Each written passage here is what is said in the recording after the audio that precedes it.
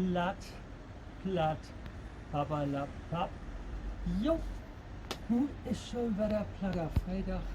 Die Weg ist schon wieder rum. Jo, das geht immer so schnell. Und wir habt so eine schöne Adventszeit. Und ich hab so einen schönen Adventskalender kriegen. Da will ich ja mal wiesen. Wo ist der Adventskalender? Das ist mein Adventskalender. Ich komm mal ein bisschen näher ran. Könnt ihr mal gucken. Ja, den hat Jürgen gemocht. Und ich muss ja gestehen, ich hab dann die Idee kupfert und hab für ihn auch noch einen gemacht.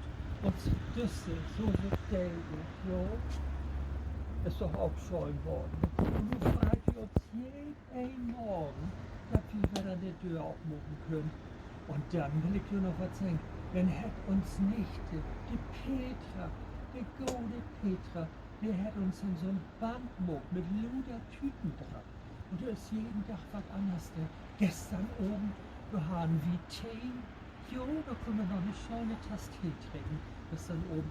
Und ansonsten, jo, fragt wir uns jetzt ob Nikolaustag. Mal sehen, ob er uns was bringt. Und ja, was noch? Ich will hier oben noch einen Stollen backen. Nicht so als letzter Weg. Und ein schönes Zwackbrot. Ja, und dann ist Weekend. Und dann wird wir uns das gut gehen. Und ich wünsche nun einen wunderbaren, platten Freitag. Und tschüss, Lüt.